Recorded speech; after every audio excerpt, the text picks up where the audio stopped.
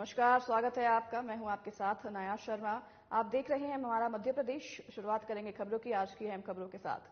मध्य प्रदेश के मुख्यमंत्री मोहन यादव शनिवार को खंडवा के दौरे पर रहेंगे। दरअसल सीएम यादव को 2 दिवसीय खंडवा दौरा है और सीएम मोहन यादव दोपहर 1:30 बजे हनुवंतिया पहुंचेंगे। इसके बाद शाम 5:30 बजे हनुवंतिया से सिंगाजी जाएंगे, जहां पर सीएम स्थानीय कार्यक्रम में शामिल होंगे।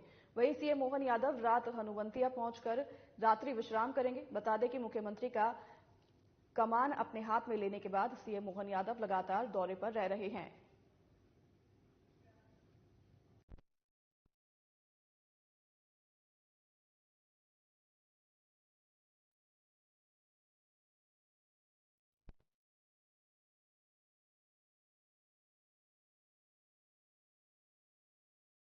प्रदेश के मुख्यमंत्री मोहन यादव शनिवार को खंडवा दौरे पर रहेंगे और सीएम यादव का 2 दिवसीय खंडवा दौरा है। सीएम मोहन यादव दोपहर 1:30 पर हनुवंतिया पहुंचेंगे। इसके बाद शाम 5:30 बजे हनुवंतिया से सिंगाजी जाएंगे, जहां सीएम स्थानीय कार्यक्रम में शामिल होंगे।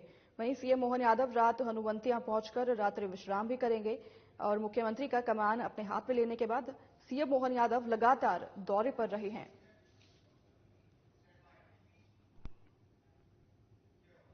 डिप्टी सीएम राजेंद्र शुक्ला सिंगरौली के दौरे पर रहने वाले हैं। आज शाम 4 बजे डिप्टी सीएम सिंगरौली पहुंचेंगे। वहीं सिंगरौली जिले के विकास कार्यों की समीक्षा भी डिप्टी सीएम करेंगे। क्षेत्रीय विधायक, जिला पंचायत अध्यक्ष, जिला प्रशासन के अधिकारियों और कार्यकर्ताओं समेत आम नागरिकों से भी मुलाकात करेंगे।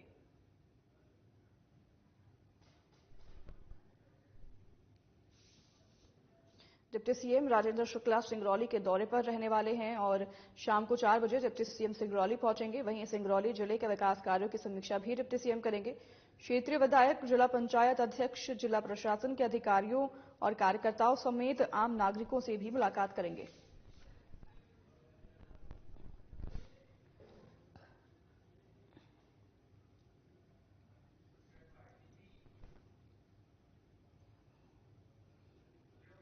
रतलाम के विधायक चैतन्य कश्यप कैबिनेट मंत्री बनने के बाद पहली बार जिले के दौरे पर पहुंचे, जहां जिले के सीमा मुल्तान में उनका पहला स्वागत हुआ।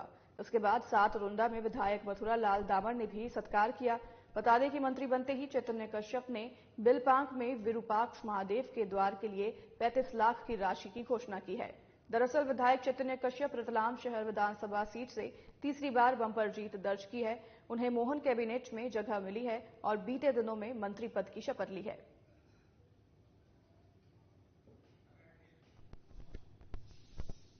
रतलाम के विधायक चैतन्य कश्यप कैबिनेट मंत्री बनने के बाद पहली बार जिले के दौरे पर पहुंचे, जहां जिले की सीमा मुल्तान से उनका पहला स्वागत हुआ है और उसके बाद सात रुंडा में विधायक मथुरा लाल दामर ने भी सत्कार किया। बता दें कि मंत्री बनते ही चैतन्य कश्यप ने बिलपांक में विरूपाक्ष महादेव के द्वार के लिए 35 लाख की राशि की घोषणा की है और विधायक चैतन्य कश्यप रतलाम शहर विधानसभा सीट से तीसरी बार बंपर जीत दर्ज की है और उन्हें मोहन कैबिनेट में जगह मिली है और उन्होंने मंत्री पद की शपथ ली है।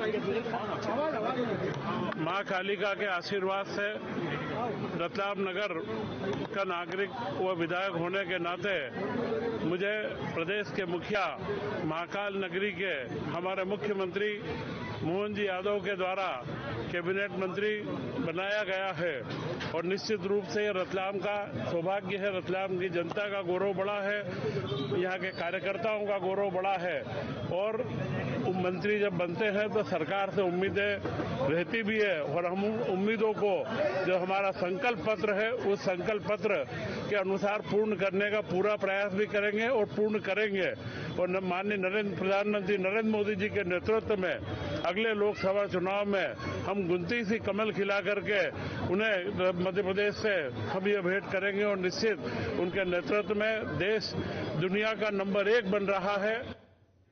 जिला चिकित्सालय रिटायर्ड क्लर्क आसाराम जाटव पर फरियादी ने करोड़ों रुपए की संपत्ति होने का आरोप लगाया है। मामला दरअसल भिंड जिला चिकित्सालय रिटायर आसाराम जाटव क्लर्क बाबू पर 60 से 70 लाख रुपए की संपत्ति होने का है।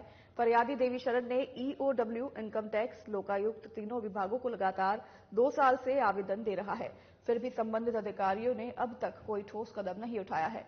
फरियादी के द्वारा सूचना अधिकार के तहत सारे दस्तावेज निकालकर संपत्ति का आकलन भी किया गया है। फरियादी ने यह भी कहा है कि आसाराम जाटव अपने मुंह से कहते हैं कि हम संबंधित अधिकारियों को खरीद लेंगे।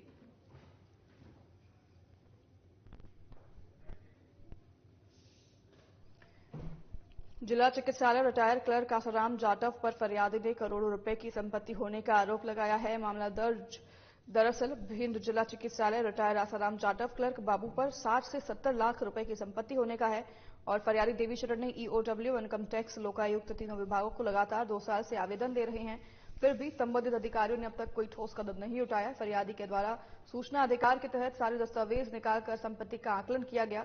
फरियादी ने यह भी कहा है कि आसाराम जाटव अपने मुंह से कहते हैं कि हम संबंधित अधिकारियों को खरीद लेंगे। क्लर्क बाबू थे हॉस्पिटल में आसाराम जी, इनने स्वास्थ्य विभाग का भ्रष्टाचार किया है और आवेदन भी दिया है 2021 में, इनकम टैक्स में भी दिया है और ईओडब्ल्यू में भी दिया है और ये अभी 19 तारीख को लोक आयुक्त में भी दिया है। किस बात को लेकर आवेदन दिया? कितनी संपत्ति है लगभग? कम से कम 60 से 70 करोड़ के डॉक्यूमेंट्स हमने निकलवा के रखे हैं संपत्ति के। तो इसको लेकर संबंधित अधिकारियों ने कोई कार्रवाई नहीं की? अभी तक कोई कार्रवाई नहीं की है। आसाराम जी बोलते हैं हम अधिकारियों को खरीद लेते हैं। आप शिकायत क्यों कर रहे हैं, क्या वजह है? सर, मैं देश के हित में काम करता हूँ, ये भ्रष्टाचार का पैसा आया कहाँ से है? इनको कितनी सैलरी मिलती थी? इनको क्लर्क बाबू थे 300 या 400 रुपए से स्टार्ट हुई थी सैलरी और लास्ट में 20 से 25 हजार सैलरी थी बस।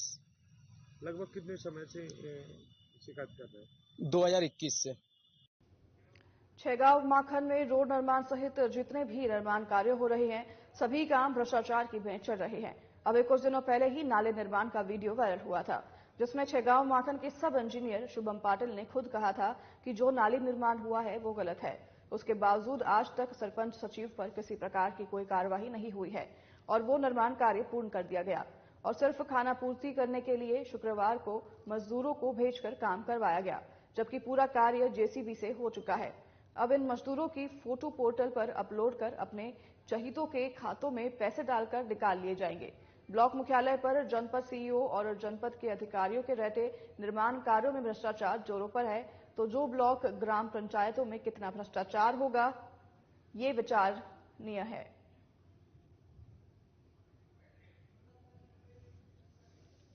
छैगांव माखन में रोड निर्माण सहित जितने भी निर्माण कार्य हो रहे हैं, सभी काम भ्रष्टाचार की भेंट चढ़ रहे हैं। कुछ दिन पहले ही नाली निर्माण का वीडियो वायरल हुआ था, जिसमें छैगांव माखन के सब इंजीनियर शुभम पाटिल ने खुद कहा था कि जो नाली निर्माण हुई है वो गलत है। उसके बावजूद आज तक सरपंच सचिव पर किसी प्रकार की कोई कार्रवाई नहीं हुई है और वो निर्माण कार्य पूर्ण कर दिया गया है और सिर्फ खाना पूर्ति करने के लिए शुक्रवार को मजदूरों को भेजकर काम करवाया गया है, जबकि पूरा कार्य जेसीबी से हो चुका है। अब इन मजदूरों की फोटो पोर्टल पर अपलोड कर अपने शहीदों के खातों में पैसे डालकर निकाल लिए जाएंगे और ब्लॉक मुख्यालय पर जनपद सीईओ और जनपद के अधिकारियों के रहते निर्माण कार्यों में भ्रष्टाचार जोरों पर है, तो जो ब्लॉक ग्राम पंचायतों में कितना भ्रष्टाचार होगा, ये विचारणीय है। संजय मोरे, आज यहाँ पर चालू किया रोड का, जो कि यहाँ पर 15 दिन पहले जेसीबी से कार्य करवा चुके हैं। यहाँ पर फिर काम दिखाने के लिए यहाँ पर मजदूरों को बुलाया गया और फोटो सरपंच सचिव द्वारा क्लिक कर चले गए। 2-4 दिन काम करवाएंगे और काम बंद करवा देंगे। जहाँ पर काम की आवश्यकता है, साफ सफाई की जरूरत है, वहाँ पर कार्य नहीं हो रहा अभी तक पंचायत द्वारा।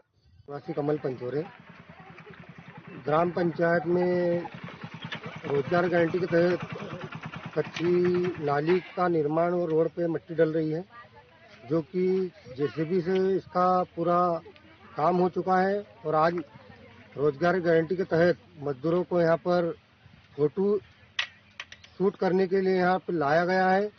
ना ही इनको 15 दिन की 8 दिन की मजदूरी मिलेगी, ठीक है। तो उसके बाद में पूरा भ्रष्टाचार हो रहा है यहाँ पे और पूरा भ्रष्टाचार पूरी ग्राम पंचायत कर रही है। उसमें सचिव मुख्य है, उसमें सचिव के माध्यम से पूरा काम भ्रष्टाचार के रूप में हो रहा है। पिता खुमान निवासी इंदिरा कॉलोनी छैगांव माखन वार्ड नंबर 19 से पंच हूँ।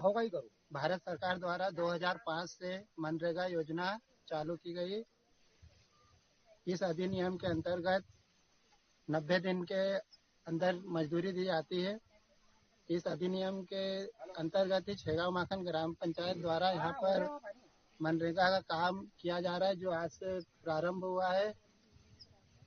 इस हेतु जो मजदूर है उनको पर्याप्त राशि, जो सरकार का नियम है उसके अंतर्गत मजदूर की जितने दिन की हाजिरी रहेगी, 2 हफ्ते 3 हफ्ते जितने दिन काम चलेगा उतने दिन का पैसा उनके खाते में पंचायत द्वारा डाला जाएगा। शिवपुरी नगर पालिका जल प्रभारियों और इंजीनियरों के बीच वेतन काटने को लेकर बहस हो गई। वेतन काटने से पीड़ित जल प्रभारियों ने नगर पालिका के इंजीनियरों पर आरोप लगाया है।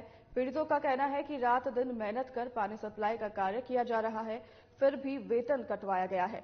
शिवपुरी नगर पालिका क्षेत्र में जल सप्लाई के 4 जोन बनाए गए हैं और यहां जल प्रदाय के 4 प्रभारी जिम्मेदारी संभाल रहे हैं, जो रात दिन मेहनत कर पानी की सप्लाई करवा रहे हैं। फिर भी इंजीनियरों द्वारा उनके साथ भेदभाव किया जा रहा है और नोटशीट बनाकर वेतन कटवाया जा रहा है।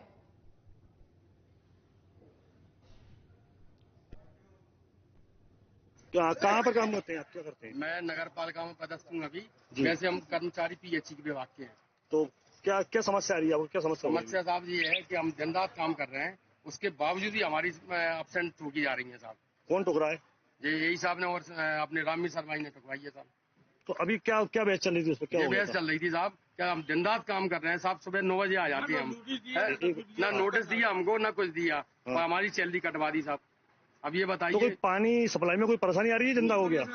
कोई परेशानी नहीं है साहब, हम खुद जाते हैं, सभी जगह हम जाते हैं, खुद देखने जाते हैं साहब। लाइन कहीं फूट गई तो लाइन जुड़वा रहे हैं, 181 कटवा रहे हैं साहब। तो कितने लोगों की सैलरी काटी है? 4 लोगों की काटी है साहब, 4 प्रभारियों की।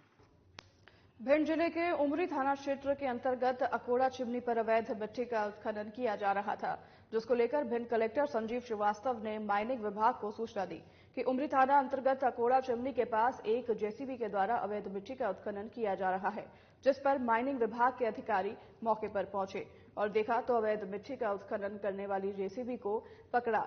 वहीं जेसीबी को तुरंत उमरी थाना में रखवाया और अवैध उत्खनन मिट्टी का करने वाली जेसीबी मशीन के खिलाफ जुर्माना अधिरोपित किया जाएगा।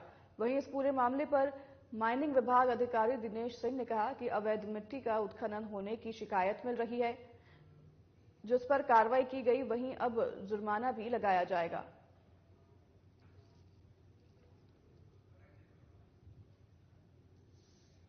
भिंड जिले के उमरी थाना क्षेत्र के अंतर्गत अकोड़ा चिमनी पर अवैध मिट्टी का उत्खनन किया जा रहा था, जिसको लेकर भिंड कलेक्टर संजीव श्रीवास्तव ने माइनिंग विभाग को सूचना दी है कि उमरी थाना अंतर्गत अकोड़ा चिमनी के पास एक जेसीबी के द्वारा अवैध मिट्टी का उत्खनन किया जा रहा है, जिस पर माइनिंग विभाग के अधिकारी मौके पर पहुंचे तो देखा कि अवैध मिट्टी का उत्खनन करने वाली जेसीबी को पकड़ा और वहीं जेसीबी को तुरंत उमरी थाना में रखवाया और अवैध उत्खनन मिट्टी का करने वाली जेसीबी मशीन के खिलाफ जुर्माना अधिरोपित किया जाएगा। वहीं इस पूरे मामले में माइनिंग विभाग अधिकारी दिनेश सिंह ने कहा कि अवैध मिट्टी का उत्खनन होने की शिकायत मिल रही थी, जिस पर कार्रवाई की गई है और वहीं अब जुर्माना भी लगाया जाएगा। एक्चुअली अवैध उत्खनन की सूचना मिली थी, अब की अवैध उत्खनन हो रहा अगड़वाड़ क्षेत्र में, तो सूचना के आधार पर वहां पर पहुंचे तो वहां पर अवैध उत्खनन करते हुए जेसीबी पाई गई, उसे जब्त कर उमरी थाने में सुरक्षित करा गया है। तो इनके खिलाफ क्या कार्रवाई की गई? मिट्टी की खुदाई कर रहे हैं, मिट्टी पे कार्रवाई की गई। सर इनके ऊपर क्या कार्रवाई की गई? जुर्माना आरोपित किया जाएगा, जो भी हो। सर जिले में लगातार आपके द्वारा कार्रवाई की जा रही है, जी। क्या माने किसका आदेश है और क्यों कार्रवाई की जा रही है? किसी का आदेश नहीं है, ये तो शासन का काम है, शासन के काम करना जरूरी है। कानड़ थाना प्रभारी लक्ष्मण सिंह देवरा ने मालवा सारंगपुर मार्ग पर चेकिंग अभियान चलाया है, जिसके तहत बसों को रोककर चेकिंग की गई है। ज्यादा सवारियां बैठाने पर बस चालक को हिदायत दी गई है और बसों के कोड चालान बनाए गए हैं। इस अवसर पर बसों और अन्य लैंडिंग वाहनों के वाहन दस्तावेज भी चेक किए गए हैं।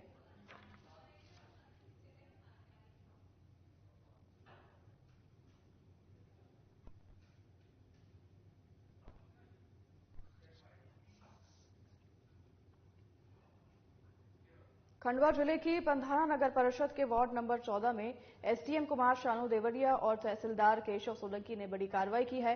दरअसल संयुक्त कार्रवाई के दौरान नवोदय विद्यालय के सामने एक मकान से अवैध 45 गैस टंकियों का एक बड़ा जखीरा जब्त किया है। इस दौरान घर को पंचनामा बनाकर सील कर दिया है। एसडीएम कुमार शानू ने बताया कि इस तरह की कार्रवाई लगातार जारी रहेगी।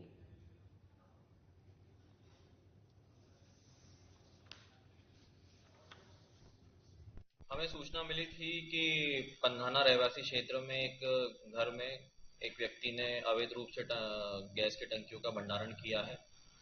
मौके पर जाकर तहसीलदार और नगर निगम की टीम ने जाकर जांच की, जिसमें कि 40 से अधिक टंकियां उसके घर में पाई गई, जो कि नियम विरुद्ध भंडारण करके रखी गई थी। हमने मौके पर पंचनामा बना के सारी टंकियां जब्त की है और आगे नियमानुसार कार्रवाई की जाएगी। भिंड कलेक्टर के निर्देशन के बाद प्रशासन अलर्ट मोड पर दिखाई दे रहा है। घने कोहरे के बीच बस स्टैंड के पास कलेक्टर संजीव श्रीवास्तव और पुलिस अधीक्षक असित यादव की मौजूदगी में यातायात पुलिस और सिटी कोतवाली पुलिस ने संघनता के यात्री बसों सहित स्कूल बसों और छोटे बड़े वाहनों की चेकिंग की है, जहां चेकिंग के दौरान 30 यात्री बसों पर चालान की कार्रवाई की गई है। साथ ही 6 बसों को कंडम होने के चलते मौके पर जब्त किया गया है। इस दौरान मौके पर खुद कलेक्टर और एसपी ने वाहनों के डॉक्यूमेंट्स चेक किए हैं। वहीं यातायात प्रभारी ने बताया कि सभी बसों को चेक किया जा रहा है।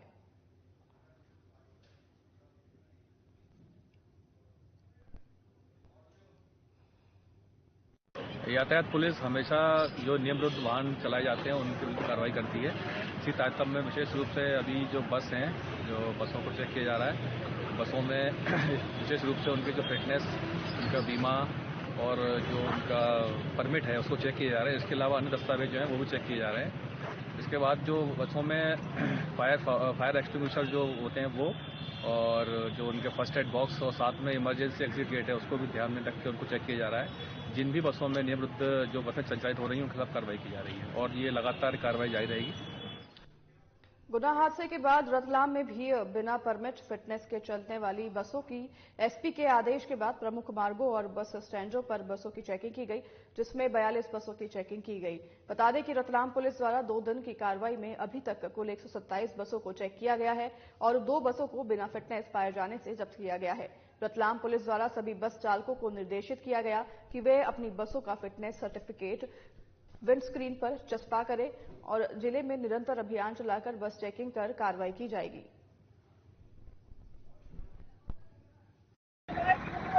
उसी को दृष्टिगत रखते हुए वरिष्ठ अधिकारियों के मार्गदर्शन में कार्रवाई कर रहे हैं। अभी हमने 2 बसें ऐसी मिली हैं जो बिना फिटनेस की पाई गई हैं, जिनको जब्त किया गया और न्यायालय में प्रस्तुत किया जाएगा। कल भी कार्रवाई की थी और कब तक ये कार्रवाई चलेगी? ये चलती रहेगी, निरंतर कार्रवाई चलती रहेगी। अभी हमने लगभग 50 बसें चेक कर ली हैं, जिसमें से 2 बसें ऐसी मिली हैं और आगामी दिनों में भी कार्रवाई चलती रहेगी। इस तरह के हादसे तो देखते मिलते हैं लोगों को, कई डर संकोच रहता है, ये निरंतर कार्रवाई चलती रहेगी। हाँ, बिल्कुल कार्रवाई करते रहेंगे। नर्मदापुरम जिले में समर्थन मूल्य पर धान उपार्जन सतत जारी है। कलेक्टर नीरज कुमार सिंह ने तहसील बनखेड़ी में खरीदी केंद्रों का औचक निरीक्षण कर धान खरीदी का जायजा लिया। उन्होंने यहां धीमी खरीदी होने से ट्रैक्टर ट्रॉलियों की लंबी कतार लगने पर नाराजगी व्यक्त की। उन्होंने उपायुक्त सहकारिता और उपार्जन संबंधी अधिकारियों को निर्देशित किया कि खरीदी केंद्र पर श्रमिकों की संख्या बढ़ाकर खरीदी में गति लाए। उन्होंने केंद्र पर बारदाने खोलकर खरीदी गई धान की गुणवत्ता भी देखी। इस दौरान कलेक्टर ने केंद्र पर पेयजल, फ्लैक्स आदि मूलभूत व्यवस्थाओं का भी अवलोकन किया।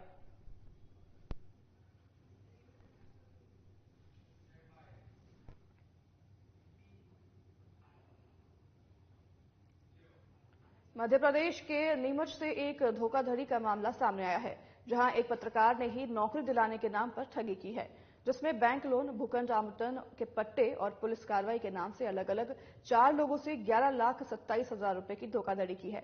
बता दें कि पत्रकार ने किसी को नौकरी दिलाने के नाम पर, तो किसी को बैंक लोन दिलवाने, तो किसी को भूखंड आवंटन के नाम पर ठगी की है। ठगी के शिकार हुए पीड़ितों ने एडिशनल एसपी नवल सिंह सिसोदिया से न्याय की गुहार लगाई और पत्रकार के खिलाफ वैधानिक कानूनी कार्रवाई की उम्मीद के लिए लिखित आवेदन दिया है। महाराज से आए हैं और नौकरी दिलाने के चक्कर में ये श्याम सिंह पिता प्रतेश सिंह सिसोदिया निवासी चिताखेड़ा का रहने वाला है और इसने नौकरी दिलाने के चक्कर में हमसे 75,000 रुपये हड़प लिए। कैसे पैसे लिए इन्होंने आपसे? जी मैम, ये पहले पोलियो हाउस के चक्कर में, मतलब मेरे पापा ने पोलियो हाउस कराना चाहते थे, इस वजह से वो घर पे आते जाते रहता था। तो उसने मेरे को पढ़ाई करते देख लिया था, तो मेरे से पूछा कि क्या करते हो तुम। मैंने कहा मैं कंपटीशन की एग्जाम की तैयारी कर रहा हूँ। तो फिर उस चक्कर में उसने कहा कि मेरा रिश्तेदार रेलवे में बड़ा अधिकारी है, तो मैं तेरी सीधे डायरेक्ट नौकरी लगवा दूंगा।